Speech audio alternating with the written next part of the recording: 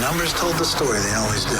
It's one of those idiots who believe in analytics. This is a numbers game with Gill Alexander on VSiN. Good Thursday morning to you. It is a numbers game at VSiN, the sports betting network, VSiN.com, Game Plus, iHeartRadio, YouTube TV. However you're taking us in, it's a numbers game where sports betting lives. It's Gill Alexander.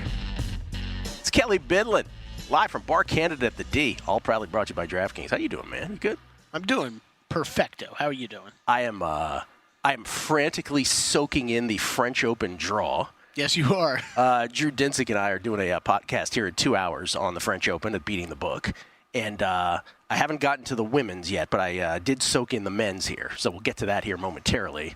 Because I have some thoughts here in the first segment. Just seeing how the quarters have broken down. Here's the thing, and I don't know if this is... It's akin to golf, but it's not the same thing. The reason we're doing the podcast today right after the draw is because we thought about, we're like, should we wait till tomorrow and see if the quarter odds come out? But we have no confidence that any of the books will have the quarter numbers out within 24 hours. Hopefully they will, but we just decided let's go with it right after the draw. I think you guys are making the right call. Yeah. I think you're making the right call. I know it gives you a little bit more to talk about, but you could also... It's also a Friday. Right, yeah, the tournament starts on Sunday, so we'll get Drew to that. can come up with those numbers anyway. He'll have fair prices on all the quarters. That's right. Yeah. As fair price, I have all that's coming up on the podcast side, and I'll have my men's draw comments here in mere minutes. Coming up on the show, it is Zach and Crack. Zach Cohen will have French Open thoughts. He'll have NBA thoughts. Congratulations to you, Kelley Bydlon, for hitting the Mavericks last night and being one leg up in the Western Conference Finals. Mavericks win 108-105. We'll get to that momentarily. And Crack, Bill Krakcomberger, unscripted, coming up on the show as well. Oh, college baseball with Matt Grissom as well. We'll do that. Want to get that whole format and pods, and he'll explain everything to us. Okay, let's start with the Mavericks and Timberwolves before we get to the French Open. Mavericks and Timberwolves last night. Let's start with a comment made by the Ant-Man, Anthony Edwards, before this series. Quote, my matchup's going to be Kyrie, so that's going to be fun. We're going to see what I can do versus him. Yeah, probably shouldn't have said that out loud. First quarter, T-Wolves led by as many as 9, 21-12. Mavs then went on an 11-0 run to take the lead by 2. By the way, every NBA game is a game of runs. This was really a game of runs. 11-0 for the Mavs. They take a 2-point lead, 23-21. But Minnesota led by 6 after the first quarter on their own 12-4 run, 33-27. Kyrie, 13 points on 6 of 9 shooting, keeping the Mavericks in the game. Second quarter, Wolves would lead by as many as 9, but the Mavs finished the quarter with a flourish. And so the T-Wolves led at the half by only 3. Kyrie had 24 on 11 of 14 shooting. Jaden McDaniels, by the way, 19 at that point for the T-Wolves, 7 of 9 from the field. But here was the deal at halftime. Not only should Ant not have said anything because Kyrie had 24, but the Mavs from behind the arc, remember they're down 3 at the half. They were 2 of 13 from behind the arc, 15.4%, while the Wolves were 11 of 25. So if you just do the 3-point scoring, Kelley, at halftime it was 33-6 from behind the arc in favor of the T-Wolves, and they were up 3. Plus all of those unexpected points, I will say, from, I mean, it's also partially the 3-point shooting, but McDaniels and slow-mo, Kyle Anderson. Well, it was Kyrie going off, and it was that, as they pointed out on Inside the NBA afterwards, this drop-down defense that the T-Wolves do, and the Mavs they had 10 dunks, I believe. 10. You can put it as simple as this. Luka offense better than Gobert defense. Luka. You put Gobert in pick and roll with Luka. He's gonna eat you apart, man. He did that all night long. Sounded like you were speaking in monosyllabic grunts.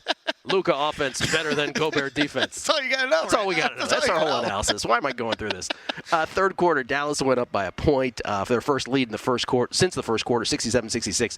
But the Wolves led by 1 after 3, 83-82. And then the fourth, this is the run. Like I talk about, the runs were ridiculous. Yeah. Wolves go up 89-84. Then Luka, a personal 7-0 run. It's 91-89 Mavs. By the way, that was part of a 13-0 run that gave the Mavs their biggest lead of the game, 97-89 at that point. You're like, okay, Mavs are going to win this. Nope. Minnesota, 13-1 run. They go up 4, 102-98 on an Ant 3, a Cat 2, a Gobert 2, and a Cat 3, and an Ant 3. Then Luka 3, PJ 3, Mavs up 2. Then Cat on a dunk follow-up ruled basket interference correctly, by the way. I think. Agreed. Then Lively traveled with 1:23 left. Then a terrible Conley to Gobert alley-oop attempt that got knocked away. Then Luka. Wasn't that bad? It was a great play by Luka. It was such a short pass. That was never going to get home. Then Luka 2, just a beautiful short-range jumper 2, and the Mavericks go up 4. Cat misses a 3. Kyrie misses with 17.5 seconds left, but that Luka shot was the dagger. So Reed puts in a tip-in off a Cat missed 3. That cuts it to 2, 7 seconds left. Kyrie hits both free throws. They're back up 4 with 1.8 left. And then Josh Green somehow fouls Conley from behind the arc. What are you doing? And Conley, who was a 91.1% free throw shooter this year, makes the first but misses the second. You got to make that second one so you can hopefully get a board and a rebound. But instead, they're down 3. What are you doing? What if he made that shot? Oh my God. Oh, my God. He purposely misses the third, but nothing happened on the carry. Mavs win 108-105. Doncic ends up with 33, and Kyrie with a cool 30. 21 again in the first half of that. 24, pardon me, in the first half. Really kept the Mavs in that game in the first half. And there you go. Mavericks, first blood drawn. Up 1-0 in this best-of-7 series. And I guess my question to you is, you called this. It worked out for you in the end. Yep. It looked like it wouldn't several times down the stretch, but it did. If you're the Mavericks, if you listen to that Kyrie interview afterwards with Inside the NBA, he was sort of like, yeah, they do what they do, and we adjust, and it seemed real easy for him. Yeah, it was I think one of those games from a betting standpoint, I think it's the result was kind of always in question, right? Yeah. I think the handicap was right. I mean, they brought it up on the game broadcast. I'm surprised they didn't bring it up 17 times more. Anthony Edwards he was gassed, exhausted, hiding in the corner, catching his breath. What did you make of that? I mean, what I make of it is he played 7 games against the Denver Nuggets and then had to go out there. I mean, we talk about these guys that are great on both sides of the ball, which is awesome. It's a great ability. But when you have to try to keep up with Kyrie Irving on defense all night long and then be the main guy on offense, it is very taxing. And that is what you saw, I think, in that second half. He couldn't even move. I mean, he was hiding. He was hiding, Gill. It was Mike Conley, take up the ball, I'm going to the corner. I need to catch my breath so I can play defense. I think he'll look better. Look, I think he'll realize, I think they'll scheme differently. If that means taking him off Kyrie and out of some of the defensive action they have to have his offense. As good of a defender as he is, Timberwolves have to have him on offense. So they'll adjust for that. I don't expect that to be as big of an issue. But him and Cat both really weren't all that great offensively last night. And if you don't get that, this starts to look like the 17th ranked offense that we saw during the regular season. So and they had trouble defensively, Gill, right? I mean, the Dallas bigs continue to be impressive. Derek Lively's amazing. What do we have, 3 centers in this rookie class that are just stellar? Like, if Wemby didn't exist, how much would we be talking about Chet, right? If Chet and Wemby didn't exist, how much would we be talking about what Derek Lively's doing? Those guys There's are nothing great. about that outcome, though. Like, we could just as easily be sitting in here and talking about a Wolves win. Absolutely. That's what I'm saying. The result was always in question, right? It was tight. It was tight. It was Plinko all game. So I think the ones where you look ahead to game 2, right? I'm not rushing. I'm in a very good spot series wise now. Yes. So I'm willing to bet these game to game. Everybody's first instinct was to go and hammer the Timberwolves last night with laying 4.5 on the opener. I held back. Are you going to get better offense from Ant and Cat? Probably. You're probably not going to get the same level of contribution offensively that you got from Jaden McDaniels and Kyle Anderson, though. And the Mavs only made 6 3-pointers. In the whole night, they only made 6 threes. You telling me they're making only 6 threes going forward? Well, that's why I said when you said the part about the T-Wolves not getting off the greatest offensive games from Ant and others, I think the Mavs can just as easily can counter that by saying, yeah, we didn't do that from behind the arc. And by the way, even though McDaniels played well, the rest of the team didn't really do much on offense. Like PJ and all those guys that we counted on the previous series, Gafford, they didn't really have great games, right? Other side. Yeah, PJ and Gafford, right? So it was just, I think both teams can say to themselves, we can do much better. Yes. And every outcome here will be much up in question. By the way, you see the Wall Street Journal just put out an article yesterday, see what it was called? How the Worst Trade Ever Built an NBA Title Contender. Thank you, Wall Street Journal. Real quick on the, should I do the French Open? Yeah, let's go. Quick? What do we got? All right, so I've hit it with Zach too. Just soaking this in. We're going to have Zach Cohen come up. Zach is next segment because he's going to talk NBA and tennis with us as well. So I've just had a chance to soak in the men's draw. I have not on the women's side, but the women's side is more clear that it's an Iga show. But on the men's side, Q1 is the Djokovic quarter. He's got Casper Ruud in there with him, and he's got some other like clay court specialists like Echeverry and Correa. He's also got Taylor Fritz in there, Cerundolo, another clay court specialist. If Joker's on his game, he ought to be able to overcome all, but Ruud and Fritz have unbelievable clay numbers. So that's tough. Joker's definitely the favorite in there. He's the justified favorite in there. It's a tough go, though, I would say, generally speaking, if we don't know what we're going to get out of him. Q2. Rafa Nadal, 14-time winner, gets Sasha Zverev in the first round. Oh, my God, what a way to get out of this tournament. Because Sasha's going to beat him because I don't think Rafa's anywhere close to top of his game. And that'll be the end of Nadal at the French Open. Also in Q2, Medvedev's on the other side, but he's not a clay court guy. You have some clay court guys like Navone, Caboli, Darderi. Caboli's actually all court. Zverev ought to be the favorite in that. Struff is kind of a good clay numbers. De Minaur's in there, but Zverev ought to be the favorite. Q3 is the hardest one to me at the top. Alcaraz, Rublev, and Tsitsipas. Also throw Shelton in there. Oh, my God.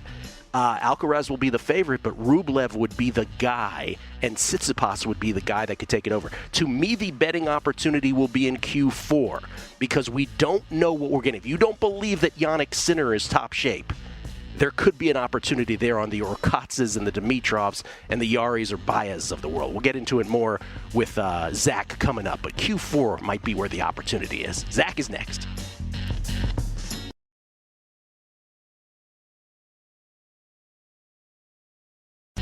A numbers game on VSiN, the sports betting network. This segment of A Numbers Game is brought to you by Zyn Nicotine Pouches, America's #1 nicotine pouch that has helped millions achieve lasting change. Zyn is smoke-free, spit-free, hassle-free, and can be enjoyed anywhere, anytime. What makes Zyn #1? It's available in a deep roster of varieties, including coffee, cinnamon, and citrus. And you can choose between 2 strengths, 3 milligram or 6 milligram. Zyn is made with only 6 simple ingredients and is easy to use. Plus, it delivers up to 1 hour of nicotine satisfaction per pouch. And it's discreet, so you can enjoy Zyn indoors or out. Whether you're managing your fantasy lineup on the go, watching the game from the stands, or cheering your favorite team from the couch, you can get the nicotine satisfaction you want with Zyn. Find your Zyn at your local convenience store or online at Zyn.com. That's Zyn, ZYN.com. Warning, this product contains nicotine. Nicotine is an addictive chemical. Gill Alexander, Kelley Bydlon, live from Bar Canada at the D, downtown Las Vegas. Majestic downtown Las Vegas. Coming up on the show, still, Crack. Unscripted with the Crack Man, Bill Krakcomberger. Matt Grissom on college baseball as well. We get tweets, Kelley. I don't know if you know that. Beating the book. Mike Stacks, you got your 3 games Christmas Survivor Week. I'll be in Vegas in 2 weeks to take you and Kelley out to your favorite sushi place. Oh, apparently, so we have the announcement that we're... I guess Derek and Mike were on this morning? Yeah, they went on Follow the Money this morning, broke down, I believe, both contest details. So we get the 3-game Christmas carve-out. Okay, good. Not 2 games, in other words. Okay, so we don't have to have that discussion anymore. Yeah. Of like, do we even play this thing? Okay, good. Let's see. Joey Isaacs, what did you guys take on futures? I just have Rublev 45-1. Again, just a quick glance at the French. I don't have any yet because... besides my parlays with Iga on Joe, this is pre-draw, Joker, Carlitos, and Casper Ruud. The Casper Ruud one I'm quite happy with, actually. But again, for me, if you're looking at a bomb, Q4 is the spot for it. The Sinner quarter. If you think Sinner is not going to be 100%, again, doctors told him don't play in this. But I do think that your quarter Q3, sir, with Rublev, you got Tsitsipas and Alcaraz in there. I don't know about that one because Rublev's got to get past that quarterfinal ceiling thing that he has in his head. These are tough. These are pretty evenly broken down quarters. It's not one of these tournaments where we're like, oh my God, can you believe this quarter? And oh my God, what an easy path here. I think they're actually, because the reason for that is there's a lot of clay court specialists. There's like a whole Latin American tour of clay courts during the early part of the calendar year. I didn't know that until you brought that up the other day. That's interesting. It's not called that, but there is. So guys like Jari and Baez and Navone and Darderi, these guys are clay court specialists. So like Tabilo beat Djokovic, right? So they all have a puncher's chance. Maybe not to win it all, but to get far, and so that's a thing. And by the way, we did get a question also about why don't they just do it by ranking every time? Why doesn't one play 32, two play 31, like that kind of thing, or at least broken down that way? Because if you did that in tennis, the rankings are slow to move, so you would basically have so many similar matchups from slam to slam that it would be boring. So every tournament doesn't live. Wimbledon is the most loyal to the rankings. How does that work? Is it like golf? Do they update those every week? You are always defending points from year to year. So in other words, if you did well in a tournament, exactly 365 days ago, or 52 weeks ago, I should say, if you do worse this year, you're losing points in rankings. Does that make sense? Okay. By the way, Cavaliers firing coach J.B. Bickerstaff, we should point out as well. His dad, assistant coach, 1978 Washington Bullets, I believe. Was he the assistant coach on the? I know he was assistant coach on the 75 Bullets, Bernie Bickerstaff, but I think the 78 Bullets that won the championship too. Brian M. Oh no, we don't want to read that one. Hump Day Hockey. Did you touch on the new Pirates Hall of Famer Barry Bonds? Just stirring the pot. Yeah, don't get me started on that. Finally, a Hall of Fame gets it right with Barry Lamar Bonds. Okay, about those NBA prices for potential finals, for hypothetical finals matchups. I didn't see this Barry Bonds story. Barry Bonds in the Pirates Hall of Fame? That's hilarious. Yeah. I did not see that. Wow. Yeah. I don't know if he's in the Giants Hall of Fame. Yeah, I know. Yeah, maybe he is. He is in the Giants Hall of Fame because I think I attended that. I flew to San Francisco for that. I even forgot. Well, then, like, what took the Pirates so long, then? Well, because he played earlier in his career. He was phenomenal with the Pirates. Yeah, it was awesome. It was a massive free agent signing for the Giants as he went back home. But yeah, I'm glad they had 30 years to think about it. It's almost like the team's way of flipping off the MLB Hall of Fame. Right, yeah, I love it. I love it. It's like, I don't care what you guys think, but he was awesome. All right, let's get to this. So we have, of course, the potential final matchups, and these are prices you can bet right now. Correct? These are up at DraftKings. So if you want to take a flyer on these potential, there's obviously 4 potential matchups. Have at it. Celtics versus the Timberwolves. Celtics are minus 235. T-Wolves are plus 195. Now, part of this factor is obviously going to be where they are currently in the series, right? So the T-Wolves being down 1-0 affects this. So what's funny is, Gill, is not really. They didn't really move at all.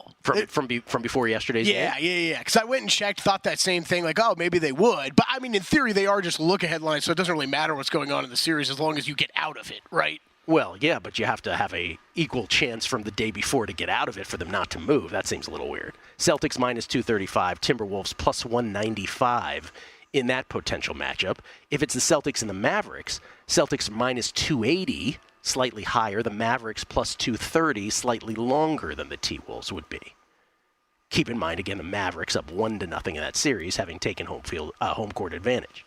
Now, if it is the Pacers matchups, the T-Wolves would be minus 370. This would be the biggest, according to these numbers, this would be the biggest mismatch on the board. T-Wolves would be minus 370, Pacers plus 295.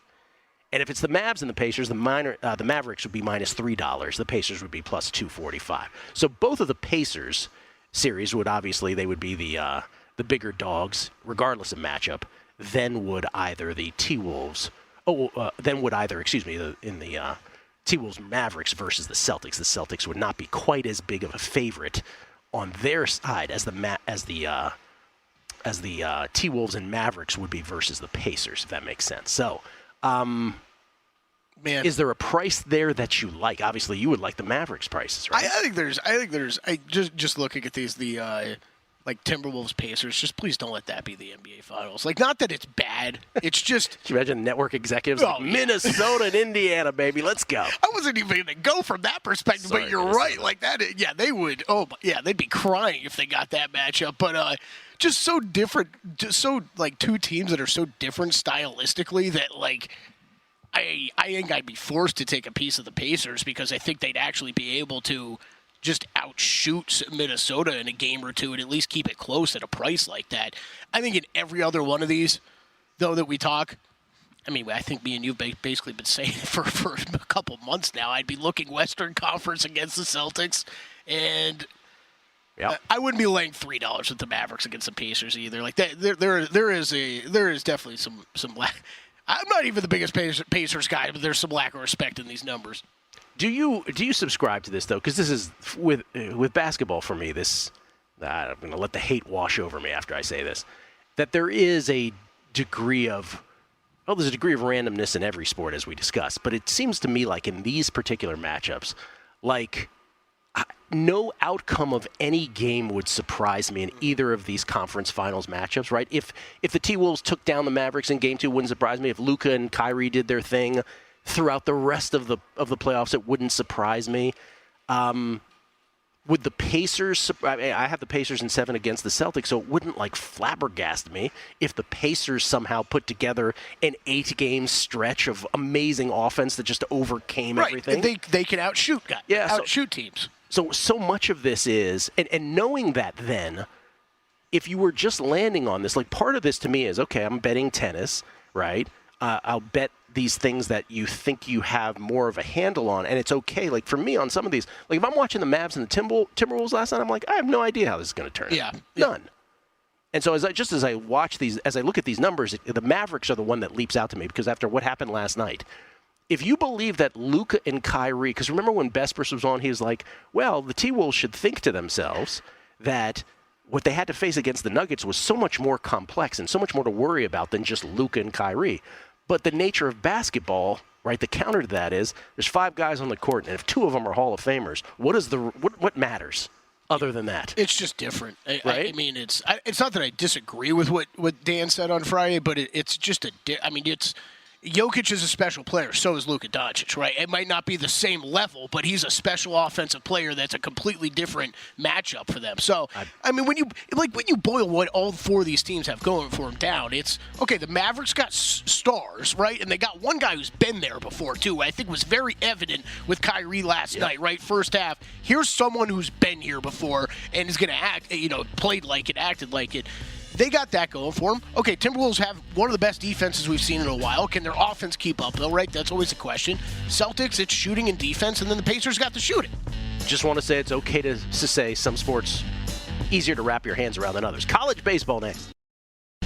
A numbers game on VSiN, the sports betting network. We're so close to crowning an NBA champ, and with the action heating up on the court, it's even hotter at DraftKings Sportsbook, an official sports betting partner of the NBA. New to DraftKings, listen up. New customers can get a no sweat bet. That's a no sweat bet up to $1,500. Just deposit at least $5 to get a bonus bet back equal to your first bet if it doesn't hit. Download the DraftKings app right now. Use code VSiN. The crown is yours. Download the DraftKings Sportsbook app now. Use code VSiN, and you are on the way to all of that. It's Gill Alexander. It's Kelley Bydlon. Before we talk college baseball with Matt Grissom, Kelley and I are having this riveting discussion off air that I think we should bring on air. You brought back, because I mentioned that as these series progress, that those hypothetical, I get it, that the prices are not hypothetical because you'd actually bet them, but the matchups being hypothetical because we don't know what they are yet in the NBA. I was saying as these series progresses, those numbers should change.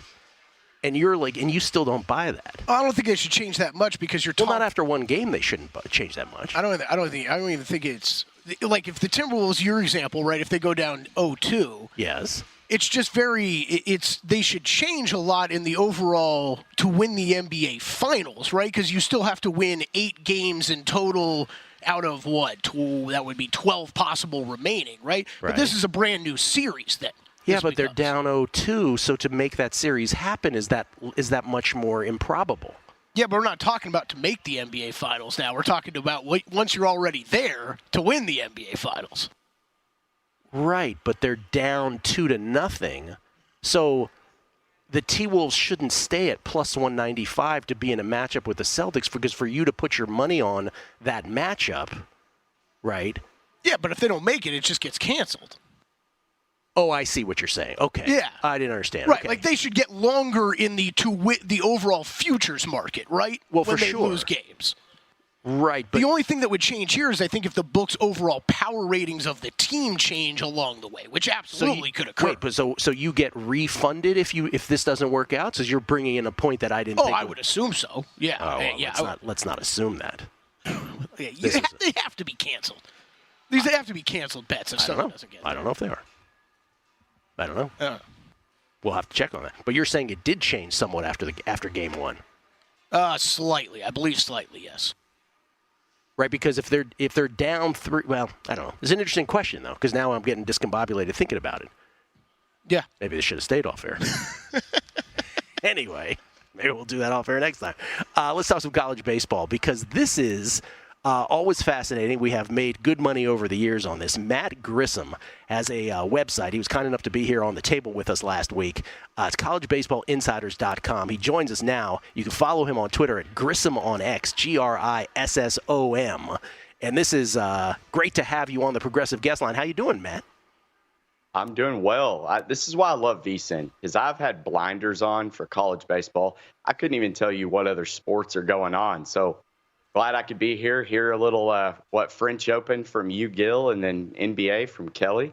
It's great. I don't even have to lift a finger on those sports. I just follow you guys. Well, that's what you're here for college baseball. We don't want to have to lift a finger. And if you could, Matt, before you even get into thoughts on these teams, can you explain to everybody the format from this point forward, and specifically what happens with regionals? As of right now, we are in conference tournaments, and then we'll have the selection show next week. That's going to give you your 16 regional places where the top 4 seeds or not top 4, but 4 seeds will play each other in a double elimination. So it'll be 1 versus 4, 2 versus 3, and then on and so forth till everyone has been doubly eliminated and you crown a champion. Then they'll play in a super regional, which will just be a typical weekend best of 3 series. And those hosts will be the top 8 national seeds. Unless one of them loses, then it'll go to the higher seeded team. So it's a little wonky, but it's the most entertaining form of sports. I mean, you'll see ESPN will have the squeeze play going, which is basically like the NFL Red Zone channel for college baseball. It'll be like home run here, and then it'll flip over and show a gem of a catch. It's the best thing in sports, in my opinion. All right, now when I had Brad Poors, my buddy, on in previous years, and we talked about regionals, though, these are, we use the word politics to describe some of the decision making and how teams end up where they end up, because it's not completely democratic, right, in that respect. Yes, and very much so. It's very location based. These teams, a lot of college baseball programs don't have a lot of money to travel, so you may get seated in a tougher regional just based on where your location is. So, for instance, I think Campbell, a couple of years ago, they got seeded with a really good Wake Forest team. Granted, they probably shouldn't have been in that regional, but because of being on the East Coast, that's where they ended up. And Little Rock is probably going to end up in the Fayetteville regional, and that's brutal for them because it looks like Arkansas is probably going to be a top 5 seed, when UALR is not necessarily one of the worst 4 seeds. They were winners of the OVC. But just due to logistics and traveling for these teams, that's where they're going to end up. All right, by the way, Democratic small d. I should point that out, Kelley, in this day and age, for God's sakes. I got a blackjack story for you about that later. For God's sakes, small d. Everything is political nowadays, right? That's right. That's not what I meant. Okay, so you're betting on a daily basis. What is the go-to book for you, Matt? Because this is the biggest question with College World Series is, all right, what books are even posting these games day to day right now? So all of our odds on our website, collegebaseballinsiders.com, those are pulled from DraftKings. They've been the most consistent as far as posting all season long, every day. Here in Arkansas, I've got Bet Saracen and Oaklawn. Oaklawn copies lines straight from Bet Rivers. So if I ever make a reference to Bet Rivers, that's where I'm betting it, which, they're Bet Rivers, hats off to them. They're the ones that have hung these odds to make the College World Series. So just to get to Omaha, and this is an option where you can attack it and not have to rely on, the 25-1 ticket when they may not win it all because of their pitching staff, which unfortunately they've showed the last week. But just to get there, and we saw a lot of teams get there that I think would have surprised people, like TCU, Oral Roberts last year. So I feel like we're doing a really good job of monitoring teams that are on an upward trend, and we'll get into that here in a minute. Okay, so let's do that. So let's start with, are there any games today that you've bet? And let's then go to that before we get to the outrights. Teams to make the College World Series bets. Let's do all three levels of this. So SEC tournament is going on right now. They start, I feel like, at 5 a.m. This is absolutely brutal. But Arkansas is playing Kentucky. It's the number 2 versus number 3 seed in the tournament. Kentucky was the outright winner, shared with Tennessee, but because they're in the East, Tennessee got the 1 seed, Arkansas got the 2 seed because they were in the West. So Kentucky gets slotted at the 3. I'm on Arkansas. Hagen Smith is going today. They threw off to keep his rest, and that's something that I try to really explain to people. These top 8 teams, they really don't care to win this conference tournament. This is all about saving your arm. We were not going to throw Hagen Smith off 6-day rest when yesterday's game did not matter. We started our normal midweek guy in Bid Bobby. He lost 6-5 to South Carolina. Hagen Smith today on normal rotation, I felt like, minus 175. That's one of the lower prices he's been all season long. He's our stud ace being compared to Paul Skeens.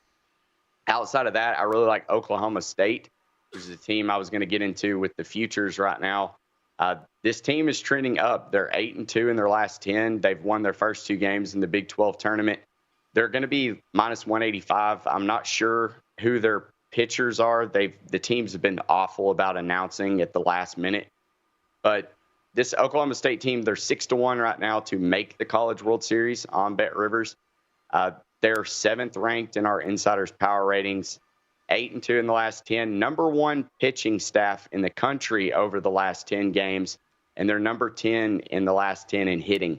It's a very well-balanced team, trending upwards. They've got the pitching staff to compete with anybody, and I like them to make some noise in the postseason. Okay, so Arkansas today, Oklahoma State to make the College World Series. Anything else? And Oklahoma State tonight. I think Oklahoma State around tonight. Minus 175. And then this Southern California Oregon game is kind of interesting. Depending on who goes, that's a 5:30 Eastern game. I think Southern California, this was a team that they were displaced all season long. They're rebuilding their baseball stadium. They had to drive 45 minutes to play their home games. This is a team with a very deep pitching staff that finally seems to be healthy. Oregon minus 180, Southern Cal plus 140 may be a play for me. And then I like LSU to take care of business tonight against South Carolina. That's another team that's trending forward right now at the right time. Okay. Matt will add to the outright, so we'll have more outright thoughts next week. Yes? Perfect. Absolutely. Matt Grissom, everybody. CollegeBaseballInsiders.com. Grissom on X. Thank you, Matt. Appreciate it. Absolutely. Thanks. Crackman is next. Unscripted. Numbers Game, VSiN, the Sports Betting Network.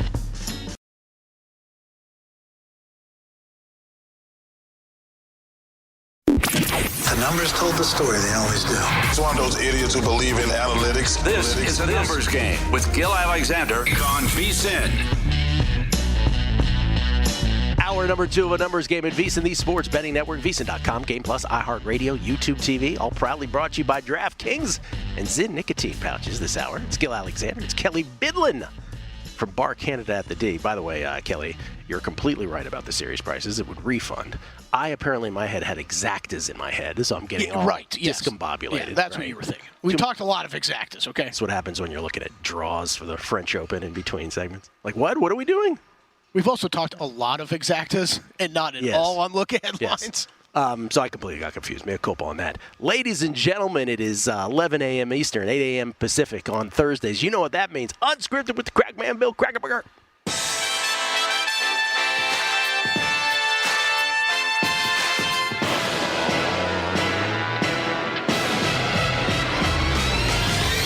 Let's go.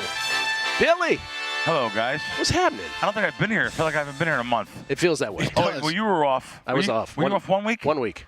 And I last week had the night before the show. I said I was coming on the next day, but had an opportunity to jump on a plane the next morning, and I only had the flights. I only had so many choices, and I was like, oh damn! I just promised Gill I was coming on, and I think I texted you.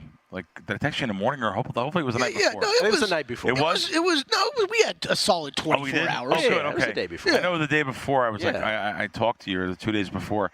This was when But- the NFL schedule came out, right? Yes, and I had to go down to Florida to make sports bets because, of course, I have to leave Las Vegas, which is sports betting capital of the world. Yes. I mean, it's supposed to be. Yes. The reason why I went to Florida because I was there at Tampa a few weeks earlier, and they had the season wins under season wins up before almost anybody, and not only did they have them. They were taking giant bets. I was fooling around, not fooling around. I was just almost testing to see how much money they take. And What did we learn? I learned they took it. I learned, what did I learn? How much? I didn't bring enough money. Wow. No, I definitely did. I had like $25,000 and it went on the first 3 bets. Yeah. Wow. So I said I got to go back there eventually. And when I seen other markets coming up, I said, you know what? Let me get back there. And you could look at their lines here, which is unbelievable. It's great. You can look at the lines in Las Vegas. And I just got on a plane and went down to Hard Rock in Hollywood this time. And let me tell you, I'm tough on casinos a lot. I expect more out of them than most, and try to help the customer and the Joe public. I was really impressed with that property. I haven't been there in a couple of years since the Guitar Tower was built. They put billions of dollars into this place, billions with a B. I mean, just their pools and cabanas, and I mean, it reminds me of being in like the Bahamas or something. Yeah. It was really, really nice. I didn't expect it to be that nice. I was at the pool every day, which I normally don't do, but I had some friends down there, and they were going to go to the pool. I said, I'll go to the pool, and it was. I learned something. So I knew I was going to go to the pool. Did you wear the Kangol at the pool? That's what we I did, in the water a little bit, and then I Okay. took it off a little Just bit. curious. Yeah, but I learned something. Good question, but you can't get sunburnt. That's the only question I had. Sure. I'll make you laugh. I'm talking about all these tens of thousands of dollars, and I'll make you laugh. I'll get the frugal Bill Krakcomberger. I had some sunblock in the apartment from 3 or 4 years ago, I guess. I just said, let me bring the sunblock with me. So I put the sunblock on, and then at the end of the day, I'm like, wow, I got a little burn in my head. And how did I get burned? Well, I realized it expired in 2020.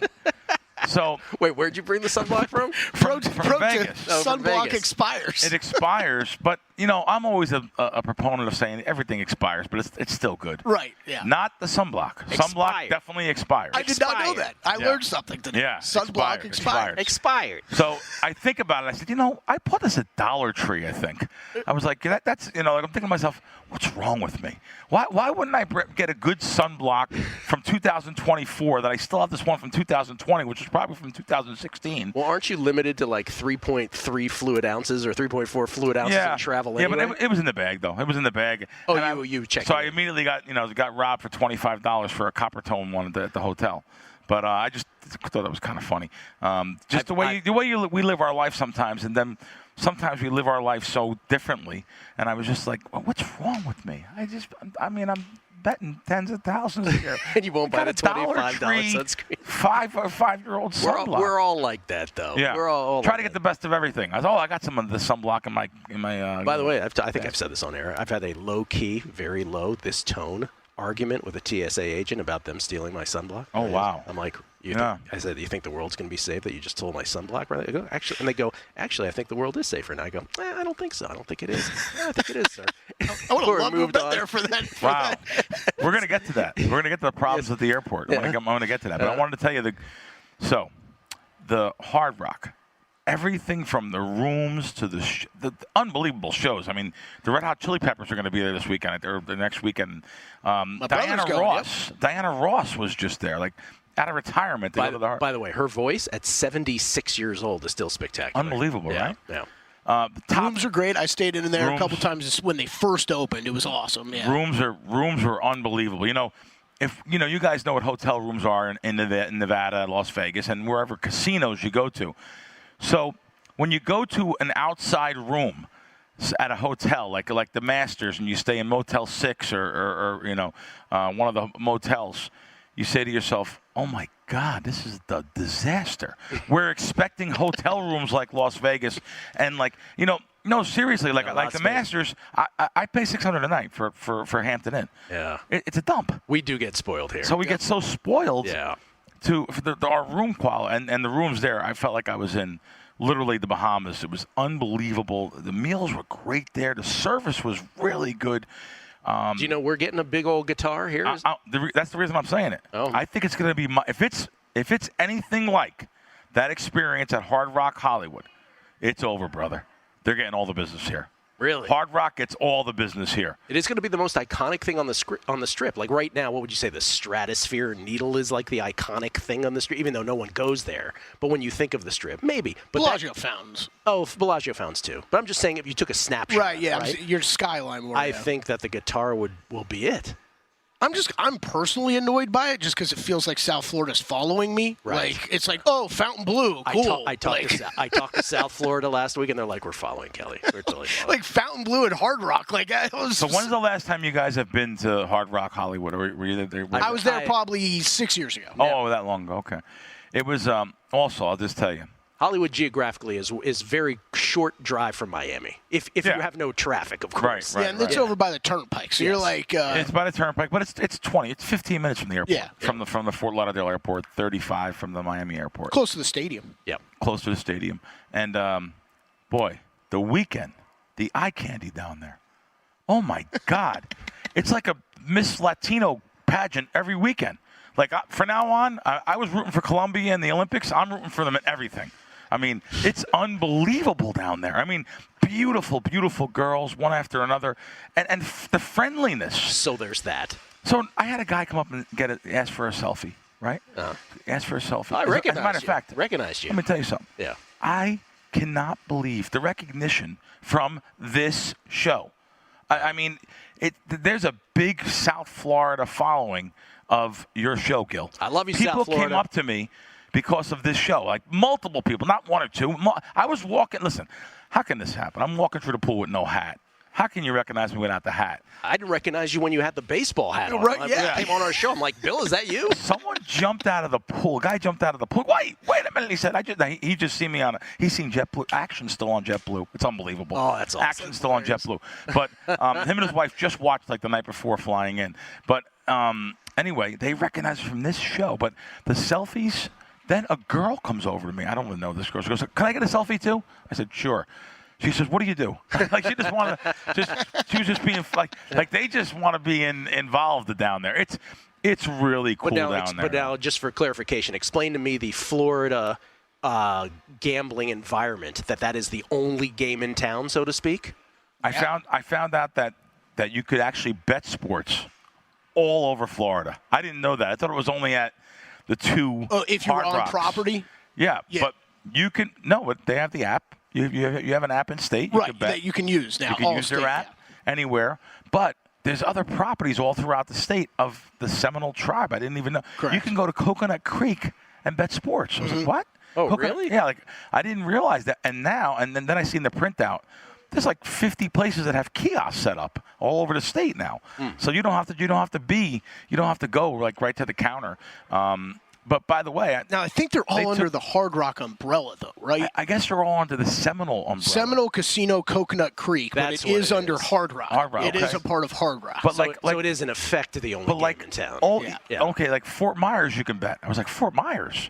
Yeah, you can bet in Fort Myers. Like I didn't understand how they had the. I thought it was just the two properties that allowed sports betting. So. Good guys. I've only met really good guys up at the counter there betting, and they told me, I like that. They say, hey, I tried to bet a dime or on something. I was betting some NBA props. He's like, you could put a nickel through, or we can send a dime through for approval, but you could put the nickel right through. So I put the nickel through, waited 10 minutes, went up again, put the nickel through again. I mean, they were cool about it too. Then I'll be real blunt. I went to the kiosk. They didn't change again.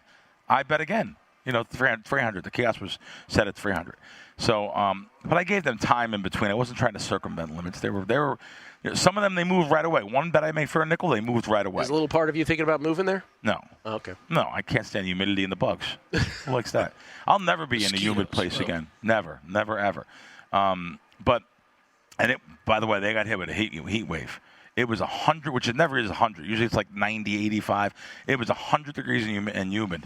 Yeah, I was in that pool. And the pools are so beautiful. Waterfalls come over your heads. I was like, this is unbelievable. Wow, Billy is mesmerized. No, I was really impressed by it. But now there's some bad, too. We'll talk about it after the break. Mosquitoes call the airport, make sure my flight arrives on time. Right. They love me. Yeah. That's a real Achilles heel. Okay, more with the Crack Man, unscripted, the bad, and other topics. He's got a list today.